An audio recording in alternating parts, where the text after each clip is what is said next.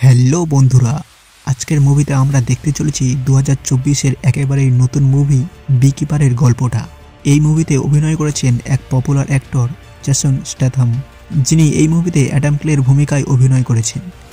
এই মুভিতে দেখানো হয়েছে একজন বিকিপার মানে মৌমাছি পালনকারী, যে কিনা এক সাধারণ মানুষদের মতো জীবনযাপন করত, কিন্তু তাকে এই সাধারণ মানুষ ভাবাটাই তাদের সবচেয়ে বড় ভুল ছিল।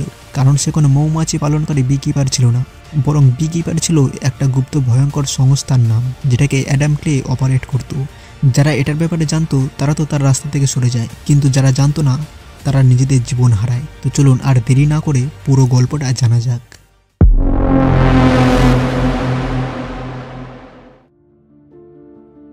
তো মুভির শুরুতে আমরা আমেরিকার একটা লোককে দেখতে পাই যার নাম অ্যাডাম ক্লে ছিল, আর সে একজন বিকিপার ছিল। অন্যদিকে আমাদেরকে দেখানো হয় একজন 65 বছরের স্কুল টিচার যার নাম অ্যালোয়েস ছিল। সে তার কাজে থেকে রিটায়ারমেন্টের পর নিজের গ্রামের বাড়িতে শান্তিতে জীবনযাপন করার জন্য এসেছিল। সে তার ক্ষেতকে অ্যাডামকে ভাড়ায় থাকার জন্য দিয়েছিল। অ্যাডাম ক্লে মৌমাছিদেরকে পোষে আর তাদের থেকে মধু সংগ্রহ করে নিজের জীবিকা নির্বাহ করে, আর সেও শান্তিতে জীবনযাপন করছিল।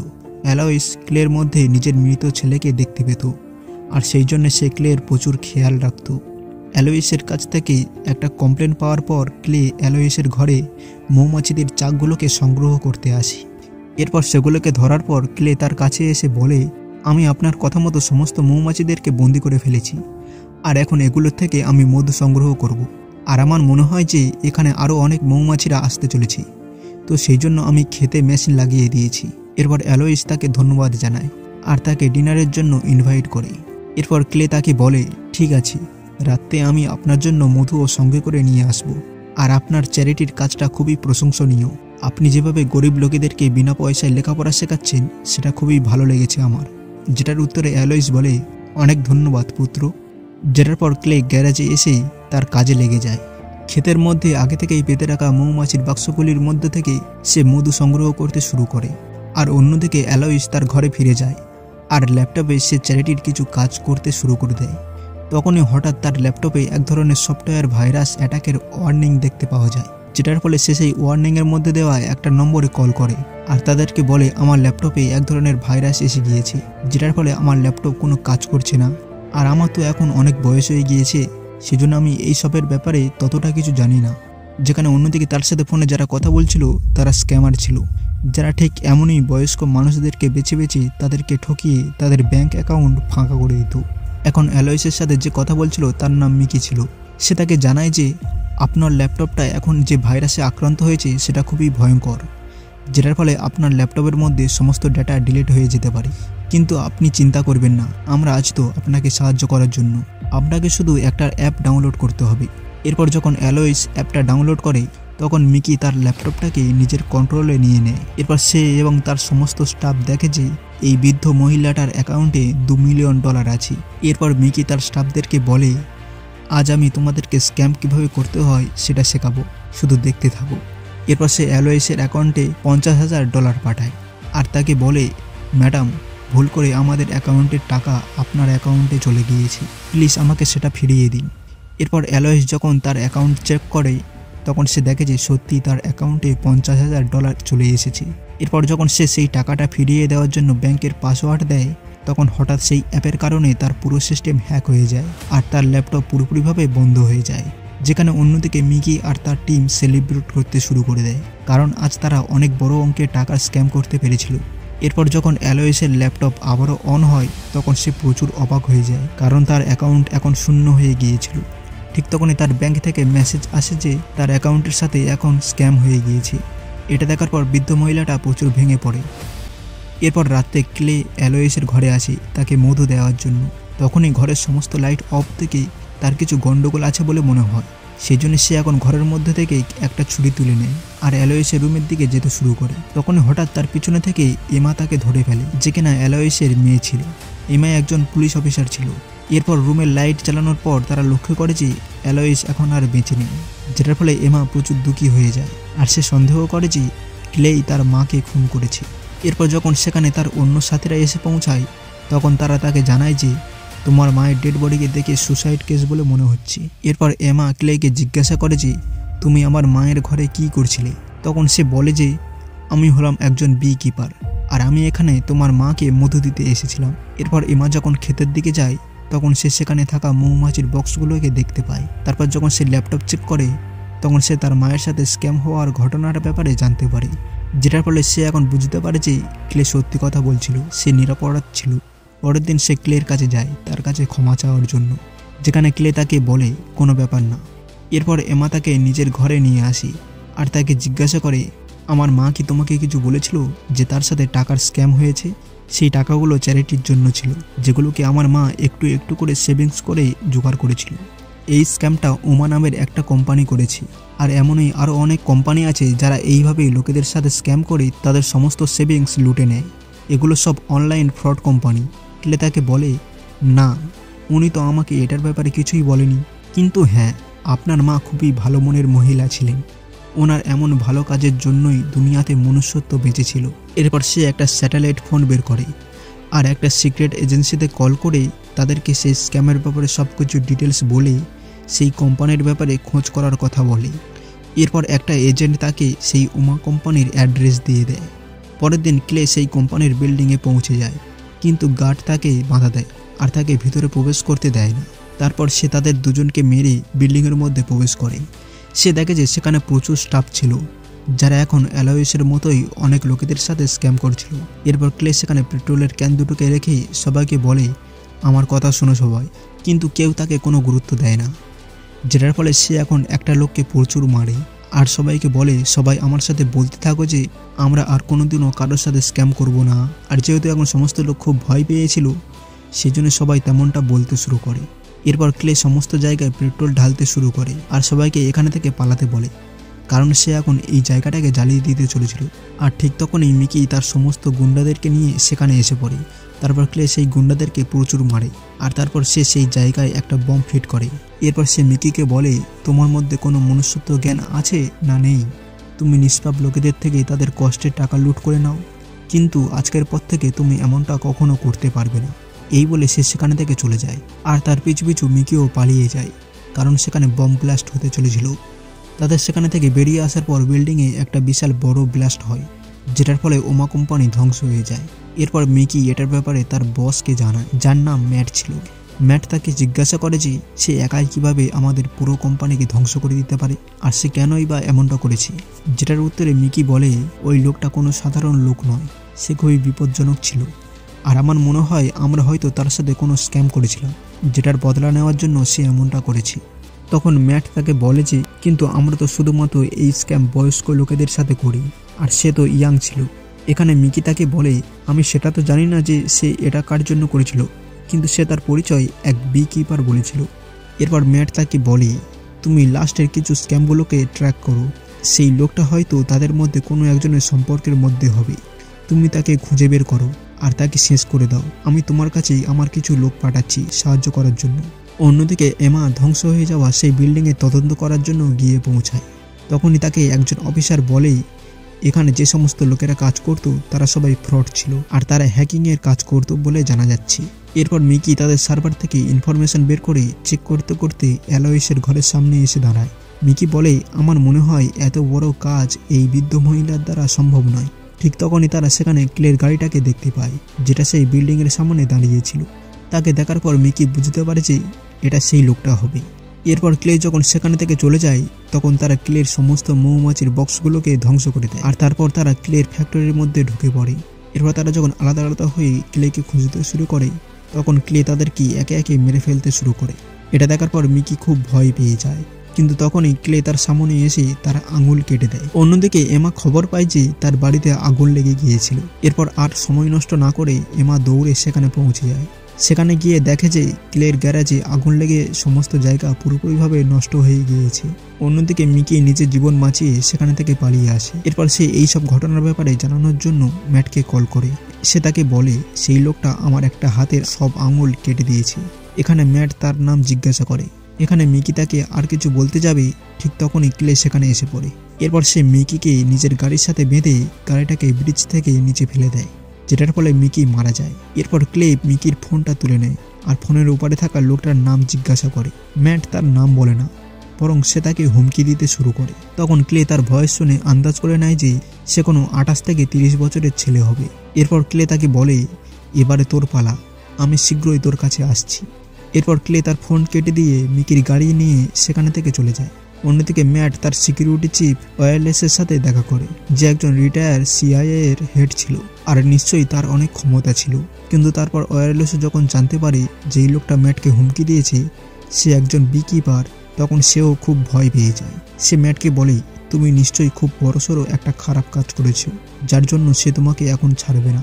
তুমি বিকিপারের চাককে ক্ষতি করার চেষ্টা করেছো, আর যদি সে তোমাকে বলে যে সে তোমাকে মেরে ফেলবে, তো সেটাকে সে করেই ছাড়বে, আর কেউ সেটাকে থামাতে পারবে না। এখানে ম্যাট তাকে জিজ্ঞাসা করে যে সেই লোকটা আসলে কে। তখন ওয়্যারলেস তাকে বলে, তোমার চোখ সেই লোকটাকে মৃত্যুর ঠিক আগের মুহূর্তে দেখতে পাবে, তার আগে না। অন্যদিকে FBI হেডকোয়ার্টারে এমার পার্টনার তাকে বলে, আমি ক্লের ব্যাপারে তদন্ত করছিলাম, কিন্তু আমি কোথাও তার ব্যাপারে কোনো খোঁজ পেলাম না। এমনটা মনে হচ্ছে যে সে কোনো ভূত, আর হতে পারে যে সে নিজের আসল নাম বলেনি কাউকে, আর সে কোনো সিক্রেট এজেন্সির লোক হতে পারে। তখনই তারা খবর পায় পুলিশেরা মিকির ডেড বডি খুঁজে পেয়েছে। এরপর তারা যখন সেখানে গিয়ে পৌঁছায় তখন দেখে যে কেউ তার একটা হাতের সব আঙুল কেটে নিয়েছে। অন্যদিকে ওয়্যারলেস নিজের CIA অফিসে কল করে বলে যে একটা বিকিপার তার এক বন্ধুর পিছনে পড়ে গিয়েছে, যেটার ফলে তার এখন তাদের কাছে থেকে সাহায্যের প্রয়োজন। এরপর সন্ধ্যাবেলায় CIA এর নতুন ডিরেক্টর তাকে আবারও কল করে আর তাকে বলে যে এই বিকিপার তোমার পিছনে পড়েছে সে এখন আর অ্যাক্টিভ নেই, সে কিছু মাস আগেই রিটায়ার হয়ে গিয়েছে। এটার সাথেই সে তাকে এটাও বলে যে আমি তোমার এই প্রবলেমের ব্যাপারে এখনকার অ্যাক্টিভ বিকিপারকে জানিয়ে দিয়েছি, আর এখন সে তোমার এই সমস্যার সমাধান করে দেবে। অন্যদিকে বিকিপার এজেন্সিতে ক্লেকে মেরে ফেলার অর্ডার আসে। আসলে বিকিপার একটা গুপ্ত সংস্থার নাম ছিল, যারা সরকারি এজেন্সিতে থেকে ওপরে বাইরের কাজকর্ম দেখাশোনা করার জন্য রাখা হয়েছিল। তাদের উপরে কোনো নিয়ম কানুন লাগু ছিল না, যাদের উপরে US এর সুরক্ষার দায়িত্ব দেওয়া হয়েছিল, আর তারা নিজেদের কাজকে সফল করার জন্য যে কোনো পর্যায় পর্যন্ত যেতে পারে। আর এখন বর্তমান একটা বিকিপার ক্লের উপরে আক্রমণ করে দেয়, আর তাকে মারার জন্য সে আনলিমিটেড গুলির বৃষ্টি শুরু করে দেয়। কিন্তু তারপর ক্লে তাকে মেরে তার গায়ে পেট্রোল ঢেলে দিয়ে আগুন ধরিয়ে দেয়, আর তারপর তার একটা আঙুল কেটে নেয়। এরপর ক্লে পুরো পেট্রোল স্টেশনে পেট্রোল ঢেলে সেটাকে ব্লাস্ট করে দেয়। এরপর CIA এর ডিরেক্টর ওয়্যারলেসকে কল করে বলে যে ক্লে তাদের সবথেকে শক্তিশালী বর্তমান বিকিপারকে মেরে ফেলেছে, আর তাদের সংগঠন এখন এই সমস্যা থেকে নিজেদেরকে দূরে রাখার সিদ্ধান্ত নিয়েছে। সেই জন্য এখন এরপরের সিচুয়েশন তুমি একাই সামলাও। এটা শোনার পর ওয়্যারলেস প্রচুর রেগে যায়। এরপর এমা আর তার পার্টনার ঘটনাস্থলে পৌঁছে যায়। তদন্ত করার পর এমা তার পার্টনারকে বলে, এত বিশাল মেশিন গান নিয়ে কোনো সাধারণ লোক এমনই তো ঘুরতে পারে না, নিশ্চয়ই এর পিছনে কোনো বড়সড় হাত আছে। আমাদেরকে এটার ব্যাপারে আমাদের সিনিয়রের সাথে কথা বলা উচিত। অন্যদিকে ওয়্যারলেস ভাড়া করা সৈনিকদেরকে একত্রিত করে আর তাদেরকে বিকিপারের ব্যাপারে জানাতে থাকে। সে বলে, আমাদের সাথে প্রাক্তন বিকিপারের কোনো একটা ভুল বোঝাবুঝি হয়েছে। সে এখন তার চাকের জন্য যেটা করছে সেটা সঠিক, কিন্তু এখন আমাদেরকে তাকে থামানো উচিত। এরপর ওয়্যারলেস তাদেরকে সাবধান করে বলে যে সে যদি কোনো একটা সুযোগ পায় তাহলে সে তোমাদেরকে এক নিমেষে শেষ করে দেবে। এরপর তারা সবাই তাকে মারার জন্য প্রস্তুত হতে থাকে। অন্যদিকে ক্লে মৃত বিকিপারের ঠিকানাতে গিয়ে তার কাটা আঙুলের সাহায্যে তার জায়গাটাকে খুলে ফেলে, আর সেটার মধ্যে প্রবেশ করে সে খোঁজ করতে থাকে যে কোন জায়গা থেকে ম্যাট তাকে কল করেছিল। তখন সে তার অ্যাড্রেস পেয়ে যায়। এরপর সে সেখানে থেকে কিছু দরকারি জিনিসপত্র আর মৃত বিকিপারের গাড়ি নিয়ে সেই অ্যাড্রেসের দিকে রওনা দেয়। অন্যদিকে FBI এর ডেপুটি ডাইরেক্টর এমা আর তার পার্টনারের সঙ্গে দেখা করতে আসে। তখন এমা তাকে জানায় যে সমস্ত জায়গায় অ্যাটাক হয়েছে সেটার পিছনে ক্লের হাত থাকতে পারে, কিন্তু আমরা তার ব্যাপারে এটাও জানতে পেরেছি যে সে কোনো বিকিপার সংস্থার সাথে যুক্ত আছে, কিন্তু আমাদের কোনো পার্টনার ডিপার্টমেন্ট সেটা মানতে রাজি হচ্ছে না যে এই নামের কোনো সংস্থা হতে পারে। বিকিপারের নাম শুনে ডেপুটি ডাইরেক্টর একটু ঘাবড়ে যায়, কিন্তু সে সেটাকে বুঝতে না দিয়ে তাদেরকে বলে, কল্পনার উপরে ভিত্তি না করে সঠিক তথ্য খুঁজে বের করার চেষ্টা করো। এরপর এমা তাকে বলে, ক্লের পরবর্তী টার্গেট 9 স্টার কোম্পানি হতে পারে, যেটা ওমা কোম্পানির মতোই লোকেদের সাথে স্ক্যাম করে, আর তারা একে অপরের সাথে লিঙ্কও ছিল, যেটাকে থামানোর জন্য এমা তার কাছে থেকে ফোর্স চায়, যেটার পর ডেপুটি ডাইরেক্টর সেটাতে রাজিও হয়ে যায়। এমা সেই ফোর্সকে তখনই 9 স্টার বিল্ডিংয়ে পাঠিয়ে দেয় সেটাকে সিল করে দেওয়ার জন্য, কিন্তু তাদের সেখানে পৌঁছানোর আগেই ওয়্যারলেসের ভাড়া করা সৈনিকরা সেখানে পৌঁছে যায়, আর তারা এমার পাঠানো ফোর্সকে ভিতরে যেতে বাধা দেয়, আর তাদেরকে বিল্ডিংয়ের বাইরের সিকিউরিটি দেখার জন্য বলে। এরপর তাদের হেড বিল্ডিংয়ের মধ্যে গিয়ে সেখানে চলা সমস্ত কাজকর্মগুলোকে থামানোর জন্য বলে। কিন্তু তখন ম্যানেজার সেটা করতে মানা করে দেয় আর তাকে ম্যাটের সাথে কথা বলায়। এরপর ম্যাট তাকে সেখানকার কোনো কাজকে না থামিয়ে সেখানে সিকিউরিটি দেখার জন্য বলে। ঠিক সেই মুহূর্তে ক্লে বিল্ডিংয়ের নিচে পৌঁছে যায় আর বিল্ডিংয়ের মধ্যে প্রবেশ করার জন্য সে একাই পুরো FBI ফোর্সকে মেরে মেরে শুইয়ে ফেলে। এরপর সে একটা FBI অফিসারের মাথায় বন্দুক ঠেকিয়ে বিল্ডিংয়ের মধ্যে ঢুকে যায়। কিন্তু তারপর যখন ওয়্যারলেসে ভাড়া করা সৈনিকরা অফিসের মধ্যে থেকে বেরিয়ে আসছিল ততক্ষণে ক্লে অফিসের মধ্যে চলে এসেছিল। এরপর তাকে থামানোর জন্য তারা সবাই তার উপরে গুলি চালাতে শুরু করে। এই ফায়ারিং এর ফলে সেখানে থাকা সমস্ত ডিভাইস খারাপ হয়ে যায় আর ক্লে দৌড়ে গিয়ে অফিস রুম থেকে বেরিয়ে যায়, কিন্তু সেই টিম তার পিছু করতে থাকে। এরপর ক্লে প্ল্যান করে একে একে সবাইকে মারতে শুরু করে। তারপর সে তাদের টিম লিডারকে মেরে অজ্ঞান করে দেয়। ঠিক তখনই নিচে এমা আরও ফোর্স নিয়ে সেখানে পৌঁছে যায় আর সে তাদেরকে নিয়ে উপরে আসতে থাকে। অন্যদিকে ক্লে সমস্ত সৈনিকদের মারার পর সে সেই ম্যানেজারকে ধরে ফেলে আর তাকে প্রচুর টর্চার করতে করতে জিজ্ঞাসা করেছি, তোমার বসের নাম কি বলো। ম্যানেজার প্রথমে তাকে কিছু না বললেও কিছুক্ষণ পর আর টর্চার না সহ্য করতে পেরে সে ম্যাটের ব্যাপারে সমস্ত ইনফরমেশন বের করে দেয়। এরপর ম্যানেজার ক্লেকে ম্যাটের ছবি দেখিয়ে হাসতে হাসতে বলে, তুমি ওনাকে কিছুই করতে পারবে না, কারণ ওনারা অনেক পাওয়ারফুল লোক। ঠিক তখনই সেখানে এমা আর তার টিম এসে পড়ে। এটা দেখার পর ক্লে লুকিয়ে পড়ে। সে তার সামনে না এসে বলে, এরা সবাই তোমার মায়ের মৃত্যুর কারণ। যেটা বলার পর ক্লে সেখান থেকে পালিয়ে যেতে থাকে, কিন্তু তখনই তার সামনে এমার পার্টনার এসে পড়ে। এরপর ক্লে তাকে শুইয়ে ফেলে, কিন্তু সে তার কোনো ক্ষতি না করে সেখানে থেকে পালিয়ে যায়। এরপর এমা আর তার টিম সেই জায়গাটাকে ভালোভাবে চেক করতে থাকে। ঠিক তখনই সে সেখানকার ম্যানেজারের সাথে ম্যাটের ফটো দেখার পর ঘাবড়ে যায়। আসলে ম্যাট আর অন্য কেউ ছিল না, বরং সে আমেরিকার প্রেসিডেন্ট জেসিকার ছেলে ছিল। অন্যদিকে ম্যাট আর ওয়্যারলেস একটা পার্টিতে ছিল, যেখানে ওয়্যারলেসের কাছে একটা কল আসে। সেই কলটাকে নেওয়ার পর সে ম্যাটকে নিয়ে বাইরে বেরিয়ে আসে আর তাকে বলে, এখন তোমার মাকে সবকিছু বলার সময় এসে গিয়েছে। এরপর ওয়্যারলেসের কথা মতো ম্যাট তার মাকে কল করে আর তার সাথে দেখা করার কথা বলে। তখন সে ম্যাটকে তাদের বিচ হাউসে আসার কথা বলে। অন্যদিকে FBI হেডকোয়ার্টারে এমা ডেপুটি ডাইরেক্টরকে জানায় যে ক্লে সেই সমস্ত কোম্পানিকে ধ্বংস করে দিচ্ছে যেগুলো সাধারণ লোকেদের ব্যাংক থেকে টাকা লুট করছে। এটার সাথে সে তাকে এটাও বলে যে এই সমস্ত স্ক্যাম কোম্পানি একটা কোম্পানির সাথে যুক্ত আছে যেটার নাম হলো ড্যানফোর্থ, আর সেই কোম্পানিটার ব্যবহার আমাদের ডিপার্টমেন্টও অনেকবার করেছিল। আর এই কোম্পানিটা হলো ম্যাডাম প্রেসিডেন্টের। উনি আগে ওই কোম্পানি থেকে বছরে 84 কোটি টাকা ইনকাম করত, কিন্তু তিনি প্রেসিডেন্ট হওয়ার পর থেকেই ওই কোম্পানি থেকে ইস্তফা দিয়ে দেন। কিন্তু তার ইলেকশনের জন্য সমস্ত খরচা ওই কোম্পানি থেকে এসেছিল, আর সেই সমস্ত টাকা স্ক্যাম করা টাকা ছিল। এখানে ডেপুটি ডাইরেক্টর জিজ্ঞাসা করে যে এটার ব্যাপারে আরও কে কে জানে। তখন এমা বলে, আমি, আমার পার্টনার আর আপনি। এখানে ডাইরেক্টর তাকে এটার ব্যাপারে আর কাউকে জানানোর জন্য মানা করে দেয়। এরপর এমা তাকে বলে, আমার পুরো বিশ্বাস আছে যে এই সবের ব্যাপারে ক্লেও জানতে পেরেছি, সেজন্য এখন ম্যাডাম প্রেসিডেন্টের জীবন বিপদের মধ্যে আছে, আর এখন তার পরবর্তী টার্গেট তিনিই হবে হয়তো। অন্যদিকে ম্যাটের বিচ হাউসে খুবই স্ট্রং সিকিউরিটি লাগানো হয়। এরপর এমা আর তার পার্টনারও তাদের আইডি দেখিয়ে সেখানে পৌঁছে যায়। সেখানে প্রচুর FBI আর সিক্রেট সার্ভিসের অফিসারদের নিযুক্ত করা হয়। ক্লেও সেখানে সমুদ্রের রাস্তা দিয়ে বিচ হাউসের কাছে পৌঁছে যায়। এরপর সেখানে থাকা সিকিউরিটিদের চোখে ধুলো দেওয়ার জন্য সে তাদের একটা ট্রাকের নিচেই লুকিয়ে পড়ে। কিন্তু তারপর যখন একটা গার্ড তাকে দেখে ফেলে তখন ক্লে তাকে মেরে নিজের জায়গায় রেখে তার ড্রেস পরে ট্রাকের নিচে থেকে বেরিয়ে আসে আর বাকি সমস্ত গার্ডদের সাথে মিলে যায়। এরপর সে বাড়ির সামনে দাঁড়িয়ে থাকা কিছু গাড়িতে বম ফিট করে ড্রেস চেঞ্জ করে ভিতরে চলা একটা পার্টির মধ্যে ঢুকে পড়ে। অন্যদিকে ম্যাট নিজের সিকিউরিটির জন্য কিছু গুন্ডাও রেখে দিয়েছিল। এদিকে ডেপুটি ডাইরেক্টর জেসিকার কাছে আসে ম্যাটের স্ক্যাম কোম্পানিগুলোর ব্যাপারে আলোচনা করার জন্য।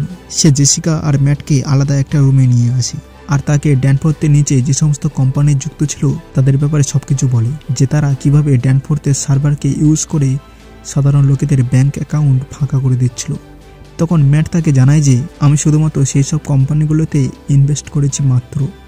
ঠিক তখনই অন্যদিকে এমা ক্লেকে দেখতে পায়। এরপর সে এটার ব্যাপারে FBI-কে জানিয়ে দেয়। এটা শোনার পর সমস্ত FBI ফোর্স আর গুন্ডারা তাকে ধরার জন্য আসে আর তাকে ধরেও ফেলে, কিন্তু ক্লে আগে থেকেই সেখানে থাকা গাড়িগুলোর মধ্যে বম লাগিয়ে রেখেছিল। এরপর সে সারেন্ডার করার বাহানায় বম্বের রিমোট প্রেস করে, যেটার ফলে সেখানে একটা বিশাল বড় বিস্ফোরণ ঘটে। এরপর সে গুন্ডাদেরকে মারতে মারতেই ভিতরে প্রবেশ করে। অন্যদিকে ডেপুটি ডাইরেক্টরের সামনে ম্যাটের সমস্ত পর্দা ফাঁস হয়ে যাওয়ার পর জেসিকা এইসব কাণ্ডের পিছনে ম্যাটকে দায়ী করে। তখন ম্যাট তাকে বলে, কিন্তু এইসব টাকা তো আপনার ইলেকশন ক্যাম্পেইনের পিছনে খরচ করা হয়েছিল। কিন্তু জেসিকা এইসব কিছু মানতে রাজি হয় না। জেসিকা বলে, আমরা তো আগে থেকেই অনেক ধনী ছিলাম, আর এইসব টাকা আমাদের কাছে আগে থেকেই ছিল। এরপর সে বলে, আমি সবাইকে সমস্ত সত্যি কথা বলে দেবো যে এইসব কিছুর পিছনে তুমি একাই দায়ী হও, আর আমার এতে কোনো হাত নেই। ঠিক তখনই ম্যাট রেগে গিয়ে রুমের মধ্যে থাকা একটা ড্রয়ার থেকে পিস্তল বের করে আর ডেপুটি ডাইরেক্টরকে গুলি মারে। তখনই ক্লে FBI আর সমস্ত গুন্ডাদেরকে মারতে মারতে জেসিকার রুমের সামনে এসে দরজা খোলার চেষ্টা করতে থাকে। ঠিক তখনই ওয়্যারলেস সেখানে এসে পড়ে, কিন্তু সে তার সাথে কোনো পাঙ্গা না নিয়ে তাকে রিকোয়েস্ট করে যে এমনটা না করার জন্য। কিন্তু ক্লে এখন কারোর কথা শুনতে রাজি ছিল না, সেজন্য সে এখন তার আঙুল ভেঙে দেয় আর রুমের মধ্যে প্রবেশ করে। এরপর ম্যাট নিজের জীবন বাঁচানোর জন্য নিজের মায়ের মাথায় পিস্তল ধরে, কিন্তু এর আগে ম্যাট তাকে মারবে, ক্লে এমার সামনেই তাকে গুলি করে মেরে ফেলে। এরপর সেখানে আরও ফোর্স আসার আগেই ক্লে একটা জানালা ভেঙে বাইরে চলে যায়, কিন্তু এমার কাছে পুরো সুযোগ ছিল তাকে গুলি করার। কিন্তু তারপর এমা রিয়েলাইজ করে যে ক্লে এত কিছু যে কারণে করছিল সেটা তো সবার ভালোর জন্যই করছিল, সেই জন্য সে এখন ক্লেকে পালানোর জন্য একটা সুযোগ করে দেয়। এরপর ক্লে আবারও বিচে ফিরে আসে আর সেখানে বালির নিচে লুকিয়ে রাখা তার ডুবুরির পোশাক পরে নেয়, আর তারপর সমুদ্রের জলের মধ্যে দিয়ে সেখানে থেকে বেরিয়ে যায়। অবশেষে বিকিপার নিজের কাজ সম্পন্ন করে ফেলেছে, আর এখন তার মৌমাছির চাক মানে দেশটা একেবারেই সুরক্ষিত। আর আবার যখনই কেউ তার চাককে কোনো ক্ষতি করতে আসবে তখন বিকিপার আবারও ফিরে আসবে। এটার সাথেই মুভির গল্পটা এখানেই সমাপ্ত হয়ে যায়।